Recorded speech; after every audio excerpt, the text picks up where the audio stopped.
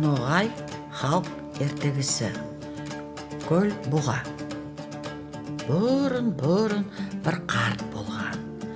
Оның 3 ұлы болған. Бір ұлы қырда мал бағып тұрған, 2 ұлы қолында тұрған. Атасы бір күн ойланып, құртқасына: «Таусылмес тәтлі азық ет, қырдағы ұлыма барып қарайым» дейді. Юма күн ертемен кетеді. Ауыл шетінде арыс етпеге деп, ярар басы айыры ағаш тауып, қанжығасына байлап кетеді. Мұның алдына аждаһа йылан шығады, мұнан ян сорайды. Яс яныңды ма, яде қарт яныңды бересің деп, соң оға 4 күнге болжал береді. Қарт құртқасына қайтып, қорққаннан ауырып ятады. Үйкөн ұлын шақырып: «Мен ауырыман, маразымның бауы сізде» дейді де, бәрінде аждаһа ақында сөйлеп береді. Бұл хабарды естіген ұлы: «Сен қарт яныңды бермегенде, мен неге яс янымды беремен» деп айтады. Екінші де солай етеді. Қарт кішке ұлына кетеді. Ол хош көріп алады атасын. Қарт аждаһа ақында 2 ағасы янларын бермегені ақында сөйлейді. Сонда кішкейі: «Мен янымды берермен атай» дейді. Қарт: «Тоғай толған йылқың бар, 9 йылқышың бар. Соларды күн тумай ертен айда. Солардың арасында саға мінмеге тиесілі болған атты қарайым» дейді. Ясы солай еткенде, қартқа бір атта ярамайды. Йылқышыдан сұрағанда, бір үйір атлар алысқа кеткенін біледілер. Әкелмеге бұйырадылар. Йылқышы айдап әкелгенде атасы: «Әне сол атлар саға тиесілі» дейді. «Ол ылау атлар, әдемге үйренмеген» дейді ұлы. Яс ол йылқының ішінен ат сайлап алып, мініп, үшті күннің туған еріне түсті. Онан соң күннің батқан еріне, онан атасына келді. Көргенін сөйлейді. «Күн туарда ит үріп, сиыр мүңірейді, күн батарда солай оқ» Енді заманы озған, атасы мен баласы йыланға барып, қарт баласын йыланға қалдырып кетеді. Яс аждаһамен жүреді, бәрі йыланлар бұларға жол береділер. Інге еткенде аждаһа кіріп кетеді.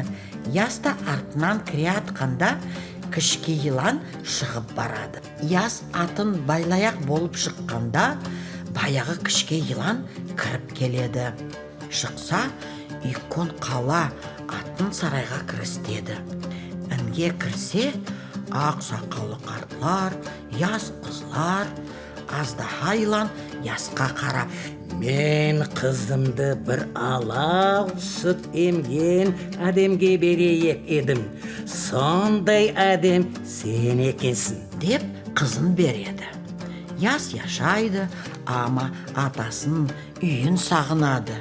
Бір күн аңшылап шығияқта, қыздың атасы: «Әр яқаға барсын, құбылай яққа шықпасын» деп айттырады.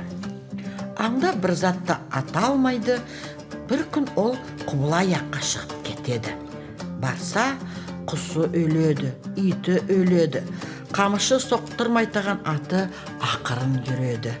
Аты айтады: «Өлімге бара жатырсың. Бұл қалада әдемлер туған балаларын көл бұғаға беріп су алатағанлар. Мен ұшайым, сен берік отырыр. Қолыңа қылышыңды ал. Бұға бұл не екен? Менің үстімнен ала қарға ұшпайтаған еді» деп басын көтеріп қарағанда, сен оның басын кесіп алсаң, аман қалармыз. Олай болмаса біз өлікпіз. Ат ұшады егітке. «Теңіздің арғы яғына ұшып етпей, ауызлығымды тартпа» дейді. Егіт асығып тартады, атының белінің бір кесегі түседі.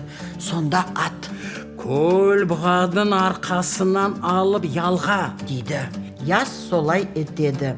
Аты түзелген, соң қанжығасына көл бұғадың басын салып, қайнатасына қайтып кетеді. Қыздың атасы мұны үзлейді, таппайды. Бір күн оның қайтып келе атқанын көреді. Қарасалар, ол бұғадың басын алып келе атыр. Ол бір үлкен тауды үлкендігі болған бас екен. Хан айтады: «Үш тілегің бос, балам». Сонда бір қарт: Ол егіттен не ақыл сорайсың? Енді біз тынышландық. Барып тыншайсың, соң үш тілегің бос деп айтарсың, дейді. Басты халқа пайлаяқ болып 12 адем 3 күн бұзды. Енді ханға 3 тілек алмаға болады. Пішесі сорайды: не тілексің деп, ол мал дегенде қыз. Ата юртын тіле, йылқы ішінде торы бие, қазына ішінде қара білеу тіле.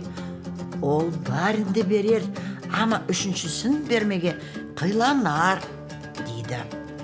Яс ханға келеді. Хан: «Ай балам, тіле тілегіңді», дейді. «Ата юртым». Дейді яс. «Болсын балам». Оннан соң йылқы ішінде торы бие. «Болсын балам». Дейді. «Қазына ішінде қара білеу». Дегенде хан шығанағын тартады, бергісі келмейді. Сонда баяғы қарт бермеге ақыл береді, хан разы болады. Яс пішесіне қайтады. Сонда ханның қызы айтады: бізге бір заты керек пейді атайдан. Сол қара білеу болса. Арбаға аяқ сауыт салып, ястың ата юртына екеуі кетеділер. Яс жолда аш болып, пішесіне ашуланады: «Мал алған болсаң аш болмас едік». Оттың ұзын еріне, судың тынық еріне барып тоқта, мен табарман бәрінде, дейді қыз.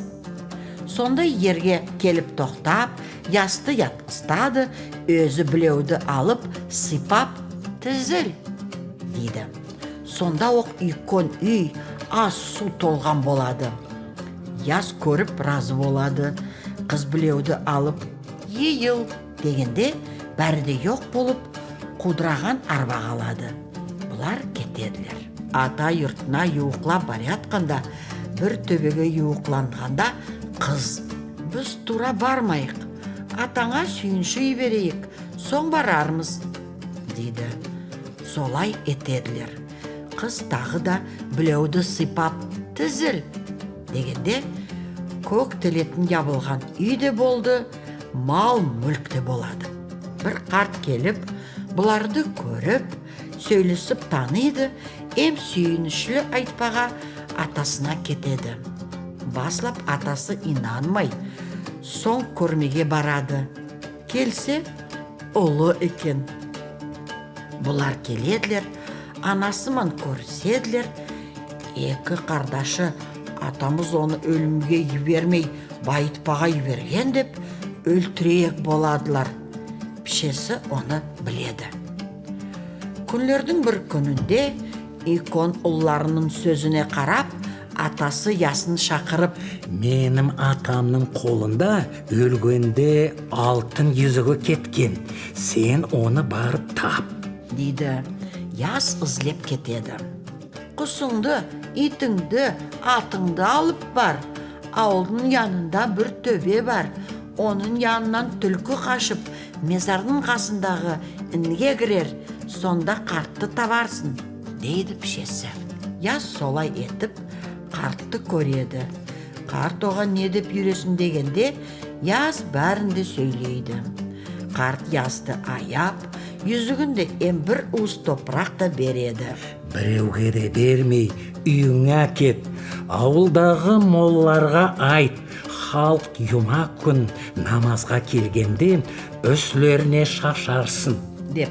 Яс үйге қайтқанда, баяғы топырақты алтын аяққа құйып, әпендіге тілейді.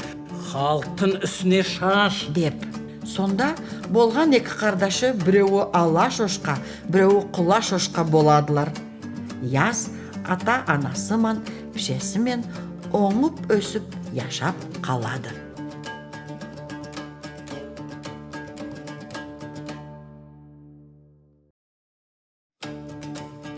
Ноғай халық ертеңісі. Йылан. Ертеде бір кісі болған екен. Ол кісі ешбір заманда да біреуге бір яманлық та етпеген екен. Бір кере бұл кісі кеш заманда атланып басқа бір ауылға кеткен. Yolda бара жатырып қараса, алдынан бір от янып келеді. Ол оттың ішінде бұратылып, сызғырықлап бір йылан янып келеді. Йылан ол кісіді көріп: «Ей, янақам, кел, құтқар тағы мені бұл оттан», деп тілейді. «Қалай құтқарайым мен сені оннан?» деп ол кісі сұрайды. Йылан оға: «Сен менің елкемнен бер кетіп ысла, құйрығымды мен өзім сенің атыңның үстіне тасларман», дейді ол. Ол кісі де йылан айтқан кетті етеді. Онан соң йылан: «Сен мені ат дорбаға салып, оның басын байлап, бұйырдың алыса кет», дейді ол. Ол кісі де солай етіп йыланды ат дорбасына салып, оттан алыс әкетіп, дорбаздың аузын шешіп жібереді. Соң йылан ол кісіге қарап: «Ендігі мен сені ұтармын», дейді ол. Оға әлгі кісі: «Неге сен мені ұтасың? Мен саға яқшылық еттім де. Мен болмаған болсам, сен ол отта янып өлер едің де», дейді ол. Йылан ол ерде ол кісінің айтқан сөзіне тыңламай, оның еткен яқшылығын да есіне алмай, оны ютаяқ болып әзірленеді. Кісі оға: «Жоқ, олай ярамас. Олай болғанда жүр, біз екеуміз де жолман кетейік. Алдымыздан бас деп қарсы келген үш затқа төре етейік. Егер солар үшеуі де саға мені аша деселер, сен мені бірден жұтарсың», дейді ол. Йылан да оның айтқан сөзін мақұл көреді. Соң бұлар екеуі де жолман кетеділер. Баслап бұлар бір терекке қарсы келеділер. Екеуі де терекке өз сөзлерін айтқанда, терек йыланға: «Ай-хайда, ол кісі саға яқшылық еткен. Тек болса да, әдемлер өзлері де яқшылықты білмейтаған. Мен бір заманда япырағым яйнаған бекар ұйқын терек едім. Бұл қабырғадан yolдан әрі-бері жүрген әдемлердің көбісі күннің ісісінде менің салқынымда тоқтап тыншайтаған еділер. Ендігісі мен қартайдым. Тамырларым құрып, япырақсыз қалдым. Бұл әлде мен шауып отын етейік боладылар. Соға көре йылан, мен сенің бөкісіді ақшағаныңды әрі көремен», дейді ол. Бірінші төрешеден өтіп, йылан мен кісі арман қарап кетеділер. Енді бұлардың алдына бір сиыр қарсы келеді. Бұлар екеуі де сол сиырға бастан аяққа дейін: «Сен қалай көресің?» деп сиырдан сұрайдылар. Сиыр йыланға: «Мен я заманында бір кісідің бек сыйлы сиыры едім. Неге десе, мен өзім сүтіммен оның балаларын өстіргөмен. Енді мен қартайғамын. Ол кісі мені енді соймаға сүйеді. Мен соң үшін оның үйінен шығып қаштым. Мен міне енді қырда қаңғып жүремен. Соға көре йылан, ол кісі саға яқшылық етсе де, сен оны аша», дейді ол. Йылан мен ол кісі сиырдың төресінде есіп, арман қарап кетеділер. Қарасалар, алыстан бір түлкі yorып кетіп бара жатыр. Сол заманда кісі түлкіге: «Ей түлкі, тоқта, тоқта!» деп қышқырады. Түлкі оға: Жоқ, тоқтасаң, сен менің терімді сыдырып аяқ болырсың», деп ұялап қайтарады. Ол кісі қоймай ялбарап тілегеннен соң түлкі: Яқшы, мен сіздің yanыңызға барайын, тек сіз екеуіңізді маған көтіріп тимеске сөз беріңіз, дейді ол. Ол кісі де йылан да түлкіге тимейекілеріне сөз береділер. Оннан соң түлкі олардың янына келеді. Бұлар екеуі де бастан аяққа дейін іслердің бәрісінде түлкіге айтадылар: Сен қалай көресің? деп сұрайдылар.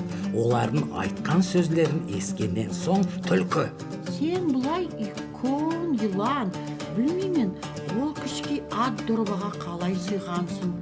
Сен маға көрсет, мен көрейім. Сен айтқан дұрыс па, яды дұрыс туылма.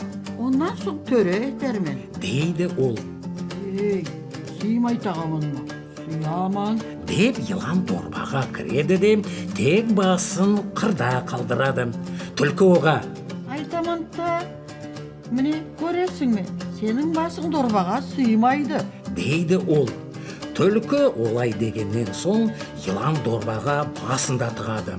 Сонан соң түлкі йыланға: Ару, сен дорбаға өзіңді сыйдың, сенің басың да сыйды. Енді дорбадың аузын қалай байламаға керек, дейді ол.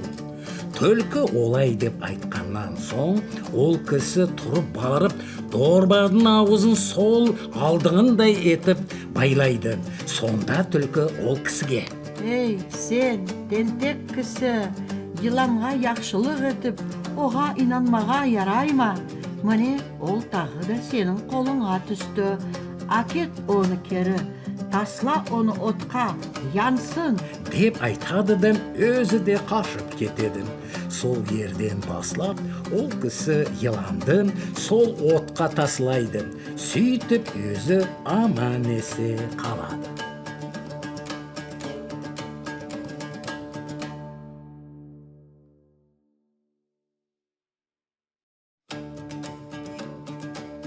Ноғай халк ертегісі. Намарт пен юмарт. Бұрын заманда бір намарт, бірде юмарт екеуі қоңысы болып яшағандар. Бір кере екеуі аңшылап кеткеннер. Бұлар yol бойында алдыман юмарттың азығын ашап барғандар. Юмарттың азығы бітіп, намартқа ендігісі сенікін ашяқпыз дейді. Намарт азықты ортаға салмаға сүймейді. Азың біткен болса, көрінген төбедің тесігіне кіріп отырсаң, азық табарсың, дейді ол. Юмарт сол төбедің тесігіне кіріп, бір тастың артына тасаланып ятады. Соң бір тауысқа ұянып қараса, бұл тесікке аю, бөрі, түлкі кірген көреді. Аю: «Әдем үйсі бар», дейді. Анау екеуі: «Қой бой сөзді, мұнда әдем қайдан келсін», деп айтады. Бұлардың ұйқылары келмей хабар сөйлеседілер. Аю ағашлықта бір кісіді қуып ете алмай, ағаш қайтқанын, бөрі тек бір қаз ашап, ярым құрсақ болып қайтқанын сөйлеп, түлкіден хабар сорайдылар. Түлкі айтады: бір ерде бір ханның қызы яман маразмынан ауырыйды. Оға таппайдылар. Тапқан кісіге хан сол қызды да елінің яртысын берік болған. Оның емін тек мен білемен. Оның емі күміс қоянның жүрегі мен бауыры, дейді ол. Аю мен бөрі: Ол қоян қайда? деп сұрайды. Түлкі: Ол қоян біздің ағашлықтың сыртында бір төбенің турасында. Оны кім ысылар? деп сұрағанда, Юмарттың тазы иті ысылар, дейді ол. Соң бұлар ұйқылап тұрып, таң атып шығып кетеділер. Юмарт та бұлардың ызыман кетіп, ханның сарайына барып кіреді, ханның мараз қызына табияғын білдіреді. Абыру қыздың емі көміс қоянның жүрек бауыры екенін, ол қоянның қай жерде екенін Юмарттан есітіп, басқа кісілерді атланып, тазы итлерін алып аңға шығадылар. Қоянды тауып, олар итлерін жібереділер. Ама олардың итлері арғаннан жүректері янып, жолда қаладылар. Сол заманда Юмарт өз итін жіберіп, қоянды сылғайды, сойып, жүрек бауырын алып ханға әкетеді. Юмарттың емі ярап, қыз язалған соң, хан үлкен той етіп, Юмартқа қызын ярты елін беріп, бір 3 шарлақлы үйде салдырып береді. Солай етіп Юмарт оңып өсіп яқшап тұрғанда, бұрынғы жолдасы Намарт келіп тіленеді. Юмарт, яманлық сенен болса да менен болмас, деп Намартты үйіне кіргістіп, 3 күн қонақ етіп сыйлайды. Бұл дережеге қалай жетіскенін ақында сұрағанда, Юмарт баяғы төбенің тесігіндегі тапқанын сөйлейді. Намарт мұны есітіп, 2-ші күнінде оқ шығып кетіп, баяғы төбедегі тесікке барып кіріп, тас артына тасаланып ятады. Кеше болып, баяғы айуандар келеділер. Аю әдемисі бар дейді. Түлкі болмас дегенде аю алдында мұнда кісі болған екен. Сен болмас деп қойдырған едің, деп түлкіге атлаяқ болады. Сол заманда түлкі қорқып, Аше бар болса, үзлеп қарайық, дейді ол. Үзлеп қарасалар, Намарт ятыр. Ян оны үшеуі 3 жақтан тартқышлап ашап бітіреділер. Солай етіп, Намарт кісіге тілеген яманлықты өзі тауып, ама ақ жүрекли Юмарт оңып өсіп қалады екен.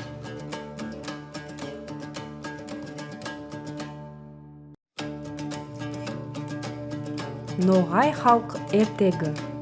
Төреші яз. Бір ауылда ағалы інілі 2 қардаш яшағанлар. Олардың кішкейі әкімлерден болған, халқа төре етіп тұрған. Иконы қалған ауыр құлықлардың барысыны де өзі етіп жүрген. Күндердің бір күнінде ағасының еткен бір құлығы інісіне ярамайды. Ол Оны сен етесің, дегенде ағасы: ергесің сен, түсің қайрақ, тілің байрақ болып, тынышыңа жүресің. Егер менім еткенімді етсең, білер едің, деп ашуланады. Сонда інісі: Әше, менім құлығым тыныш болатаған болса, кел ауыстырсаяқ, сен менім құлығымды, мен сенің құлығыңды етейім, дейді. Икон қардашы төрешілік етіп баслайды. Бір күн бұға 2 егіт келіп, төре етуін тілейділер. Олар екеуі бір киікті өлтіріп таласады екендер. Төреші құлықтың қалай болғанын сұрайды. Бірісі айтады: мен киікті басына соғып йықтым. Екіншісі: мен арт тұяғыман құлағына соғып йықтым, дейді ол. Сонда төреші екінші аңшыға қарап: сенің айтуың дұрысқа ұсамайды. Арт аяқпан құлаққа бірден тигізген қайда бар? Киікті бірінші аңшыға бермеге тиіслің. Неге десе, оның айтуы дұрыс. Сол жерде төрешідің інісі тыңлап тұрған екен. Аңшылар кеткеннен соң ол ағасына: сен төреді тура еткен жоқсың. Екінші аңшыдың айтуы дұрысқа ұсайды. Неге десе, киік аяғымен құлағын қасып тұрғанда, оға атсаң, аяқпан құлаққа бірден тигізбеге болаяқ, дейді ол. Төреші өзінің яңлысын аңлайды. Бірнеше күн озғаннан соң төрешіге тағы да 2 адам келеді. Бұлар қоңғысы болып яшайды екендер. Екеуінде де түйе бар екен. Бір күн бұлар қырға шығып қарасалар, 2 түйе бір ботады ялап тұрадылар. Қоңғысылар: бота менікі, деп ұрысып бастайлар. Ата-анаға келіседілер. Болмағанда Ер төрешіге барайық. Ол төресін етіп, бота кімге тиіслі десем, соныхы болар. деп бір сөзге келісіп төрешіге келеділер. Төреші екі түйеге қарайды да, бірісіне қолымен көрсетіп, Мына түйедің іші түскен, бота оныкі болайық. дейді ол.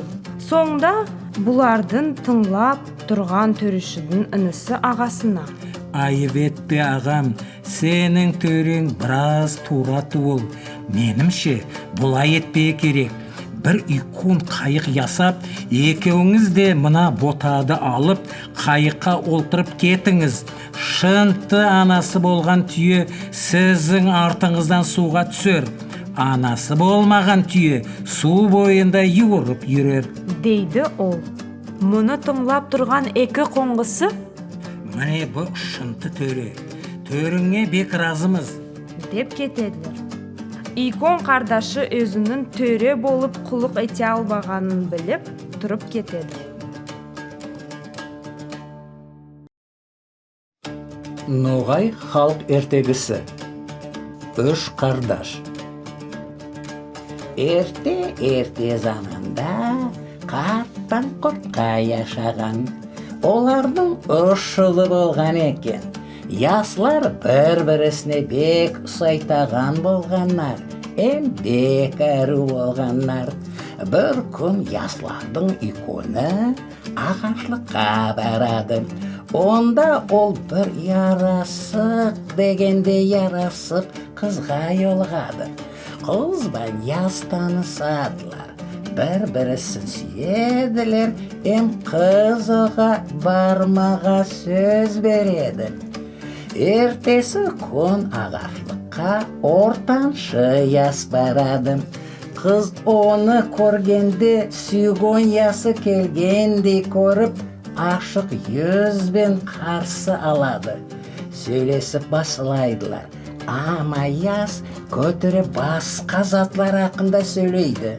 Қыз әжейсеніп ішінен: Бұл қайтеді ясашы, дүниен мен оға сөз бергемен деп ойлайды. Соң яс оға сүйу хақында сөйлеп басылайды. Қыз тағы да бек әжейсенеді, болса да оға бармаға разылығын білдіреді. Яс қуанышы қойына сыймай үйге қайтады. Үшінші күн ең кішкейлері ағашлыққа барады. Ол да қызды көріп, оға ашық болады. Қыз яслар бір-бірісіне бек ұсас болғаннан себеп, сол баяғы бірінші күн келген ястай көріп, бұға да бармаға сөз береді. Яслардың үшеуі де қыз алаяқ болғанларын ата-аналарына білдіреділер. Әрбірісі өзінің ашық ярын дүнияда болмаған әру қыз деп мақтайдылар.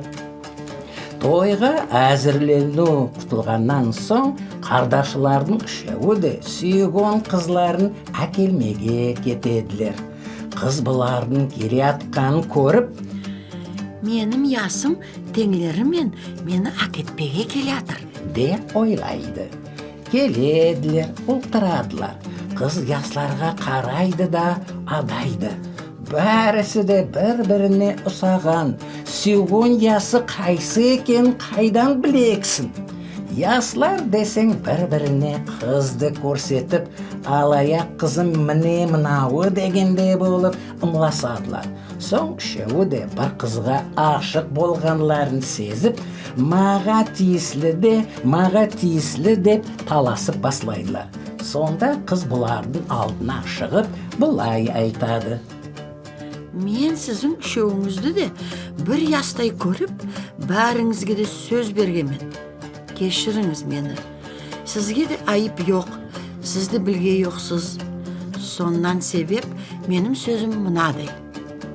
Қайсыңыз дүнияда болмаған әлемет зат тауып әкелсеңіз, соға барармын. яслар үшеуі үш жаққа кетеділер. Түрлі жоллармен жүрселер де, бір күн бұлар бәрісі де бір патшалықтың базарына келеділер. Яслардың иконы бұл базарда пияла ұрып, басы оны 1000 манет дейділер. Неге бұлай баға бұзат? Деп сұрағанда сатушы оға, көңіліңе не зат алсаң, соны көрмеге болаяқсың, дейді. Яс сонда, дүнияда еш болмаған зат бой екен, деп пиялады сатып алады. Яслардың екіншісі сол оқ базарда бір ярасы қалша көреді. Басы сұрағанда 1000 манет екен. Не бек бағазы, себебі не? Деп сұрағанда, қайсы ерге бараяқ болсаң, көз ашып жұмғанша етейік, деп аңлатадылар. Яс дүнияда болмаған затты таптым деп қуанып, қалшады сатып алады. Үшінші яс базарда 1000 манетке бір алма сатып тұрған әдемді жолығады. Мұның басы неге бек баға? Деп сұрағанда оға, болмадың бір кесегін еген әдем қайды аурудан да игі болып кетеді, дейділер. Яс тапқан затына сүйініп, алмады, алып кетеді.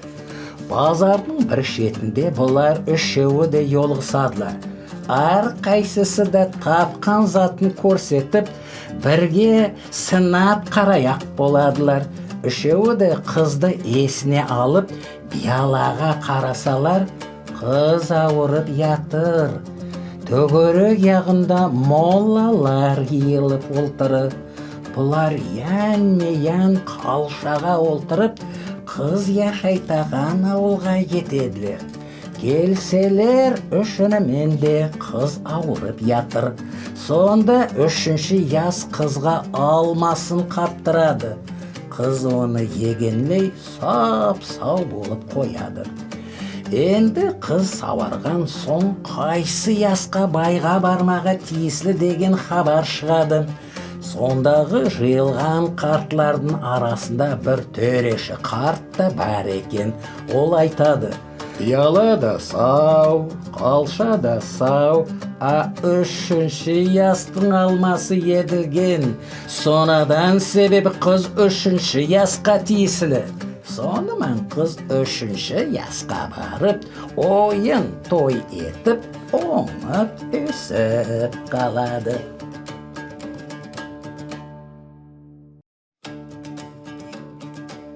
Ноғай халық ертегі. Үш қыз 4 елмауыз. Бұрын заманда бір қарт яшаған. Оның 3 қызы болған. Қарт өзі туар бағатаған болған. Хатыны 3 қызы да үйде тұратаған болғанлар. Бір күн қарт 5 икон алмат үзіп, қойнына салып келеді. Ол икон қызын: Қызым-ау, белімді шеше шақылы, дейді. Қызы оға: қойшы, мен өзім құлықларымды етемен. Қарт сөйтіп, бәрі қызларына да айтады. Олар да бұға сөйтіп жауап береділер. Соң ол құртқасына айтады. Құртқасы қарттың белін шешеді, жерге тымалап 5 икон алма түседі. Мұның қызлары алмалаларды көргенде өз үслерін таслап, жоғырып келеділер. Қарт бұларға алмадан бірер береді де: таң атса, бәрімізде алма жимаға кетерміз, деп айтады. Кеште қызлары ұйқылағанда бұл құртқаға айтады: сен 5 дорба тік, үшеуінің түбін тесік ет, екеуіндікін сау. Таңда оларға 3 тесік дорбады берерсің. Олар біздің арқамызда яшап үйренгеннер. Енді біраз өз қайғыларын өзлері көрсінлер. Таң атады, қызлар жолға әзірленеділер. Икон қызы бастарақ, ортаншы биала, кішкейі бір кесек қоймай аладылар. Бұлар алмай егіп жүреділер. Соң кеште болады, бұлардың дорбалары боп-бос еді. Бұлар йинайдылар, алмалары ерге тымалап кетеділер. Сол заманда қарт бір теректің түбіне бір икон япаша салып оға: Сен қызлардың қышқырығын етсең, ау! деп айтарсың дейді. Өзі болса құртқасыман үйіне қайтып кетеді. Кеш болғанда қызлар қорқадылар, төгірек жаққа қарайдылар, қап-қараңа. Соң бұлар қорқып, қышқырып басылайдылар: Атай-ау, ай! деген сес естіледі. Бұлар сол сеске қарап жүреділер. Бұлар сестің янына келеділер. Келшілер, бір икон япаша тұр екен. Қызлар йылайдылар. Еткендей амаллары жоқ. Соң бұлар бір от ярық көреділер, соға қарап барадылар. Келселер, бір икон үй кіреділер. Кіргенлеріне өкінеділер. Үйдің ішінде 4 мүйісте 4 елмауыз олтыры. Бір мүйісте олтырғанын бұрны екінші мүйіске етеді. Елмауызлар қызлар келгеніне сүйініп, оларды шақырып олтыртадылар. Өздері аулаға шығып: Қызлар мойын қияйын деп пышақларын қайрайдылар. Соң бірісі кіріп, 3 қызға бірер тас аяқ бит ашамаға береді. Қызлар қорқадылар, қайтып ашаяқларында білмейділер. Соң елмауыз шығып кеткеннен соң кішкей сіңлілері алып 3 тас аяқтағы битті төгеді. Қызлар жоғардағы үндірікте бір кішкей ыспайы қыз көреділер. Оның тырнақлары алтын еді. Соң бір елмауыз кіріп икон қыздан: Сен қайда ятаяқсың? деп сорайды. Ол өзінің төрде ятпаға сүйгенін білдіреді. Ортаншысы да сөйтіп айтады: кішкей сіңлілері үйдің төбесінде ятпаға сүйемен дейді. Ол өзінің бір кесек қоймайын да, сернікті де алып, үйдің төбесіне ятады. Олар елмауызлар ямғырдан қорқатанларын деп аталарынан есткен екенлер. Қызлар ятқаннан соң елмауызлар бұларды сояқ болып ойлайдылар. Ама кішкей қыз кеше ұйықламай, оларды маймын қорқыстып тұрады. Елмауызлар да шыр-шыр деген сес есіткенде қорқып ясырынып тұрғанлар. Таң атқанда елмауызлар қызларды үйлерінде қалдырып, өзлері тойға кетеділер. Олар кетейіктен алдын бұларға кішкей сіңлілерін сойып, асып әзірлеп қоярсыз дейділер. Қызлар йылайдылар, ама еткенде амал таппайдылар. Соң бұлар өндіріктегі алтын тырнақлы қызды сойып, оның тырнақларын қазанның түбіне салып, үсті бетіне етін салып асадылар.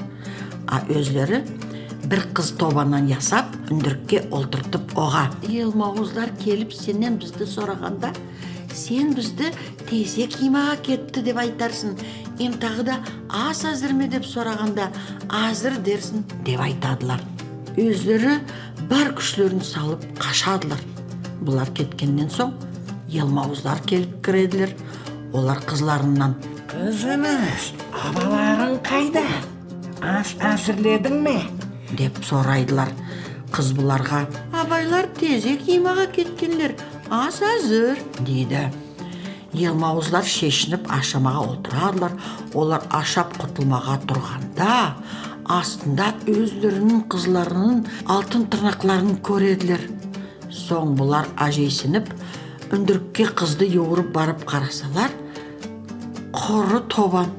Бұлар тез алғасап, өз қызларын сойғаны үшін ашуланып, қызлардың ызынан қуып кетеділер. Еурадылар. Соң қарасалар, алдыларында қызлар. Қызлар да бұларды көріп, қорқып, бар күшлерін салып қашадылар. Елмауызлар бек күші үйретаған боладылар. Олар да бұларға етпеге қалғанда, икон қызы бастарақты таслайды. Алдымыз икон ел болсын, артымыз биік шөкір болсын деп тілейді. Айтқаны да болады. Бұлар қашадылар, Ама Yılmazlar бұлардың артынан тағы да етпеге аз қалады. Соң ортаншы қыз аптесінде етіп пиаласын таслайды. Бұлардың арты 2 yılға болады, алдылары 2 yol болады. Yılmazlar судан қорқып, кері ізіне қайтып кетеділер. Қызлар юра арыдылар, ем ағашлыққа етіп тыншаядылар. Соң yolды ізлеп тауып, үйлеріне қайтып келеділер. Соннан соң қызлар ата-аналарына тыңлаулы болып яшайдылар.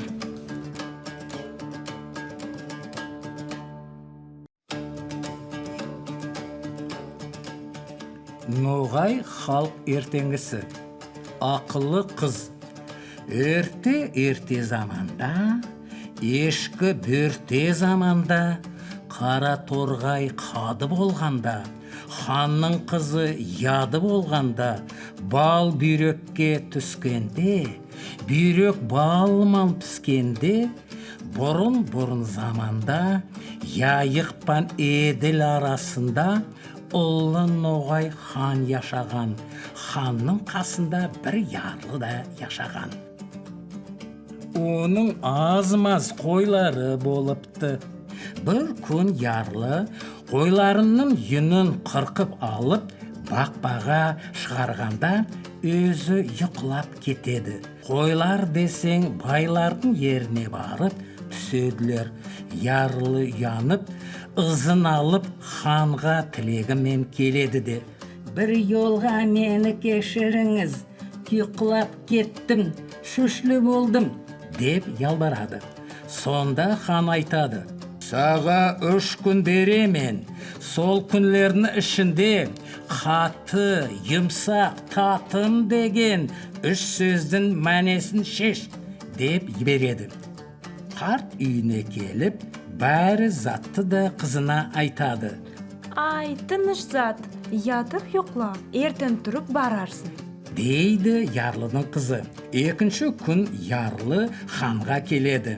Қаты аттың дүбірдеуі, юмсақ түйедің табаның, татым ер мен қатынның арасындағы сүйім, дейді. Мысалармен аңлат, дейді хан. Мысалар таба алмай, терлеп післеп, ярлы аузын ашып қалады. «Мұны саға кім айтты?» деп сұрайды хан. «Өзім білдім», дейді ярлы. «Ялған сөйлейсің», деп хан ашуланып вәзірлерін шақыртады. Вәзірлері ярлыды қыстайдылар. Ярлы: «Қызым айтты», дейді амалсыздан. Ханға ярлыдың қызы келіп аңлатады. Қаты аттың дүбірдеуі. Мен бір күн кір юатырған едім. Дүбірдеуін естім, тек оны тұманнан көрмедім. Бір заманда бұрылып қарасам, ұшқан қарағұсты еңгіл елісіп ат кетіп бара жатыр. Юмсақ дегенін ол түйедің табаны. Анам қой қырқып, қотанның ішіне салып, юнды ұрлап қоймасынлар, сақ бол, деді. Сол кеше мен не шақлы сақ болып ұйқламасам да, юн ұрланыпты. Бір шуал юнымызды түйемен алып кеттілер. Татымлық дегенде ол ер мен қатынның арасындағы сүйім. Бір кере менім атам мен анам ұрысқан еділер. Ертең бұлар бірге яшақ туар деп мен ойландым. Атамман қалсам анамға yazық, анаман кетсем атамға yazық деп сау кеше татлы ұйқымды еті бөліп ойланып шықтым. Ертеңікте тұрып қарасам, олар ойнап, күлеп хабарласып тұрадылар. Сөйтіп яшап та қалдылар. «Разыман қызым, қойларыңда кет», дейді хан. Қыз үйіне келіп атасына: «Хан деген намард зат. Егер ол мені айттырып келіп қызының басы не затты деп сораса, қызым өзі айтар деп явапларсың», дейді. 2 атлы келеді, сонда қыз өзі: «Менің мегерім 15 қозы, 20 ұлақ, 40 тұсау, 60 қыз сен, 70 бұламық», деп білдіреді.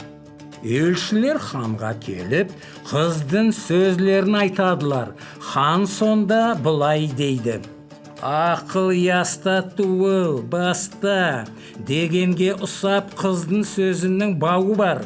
Ол қызға менің күшім етпейік.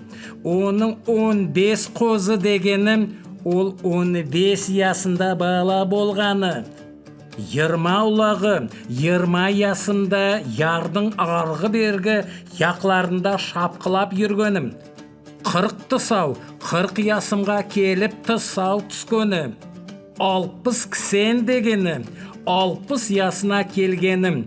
70 бұламығы да менім қартлығым. Меннен ендігісі ол не көрейік? Соның үшін де сүйгеніне барып, оңып өсіп яшасын.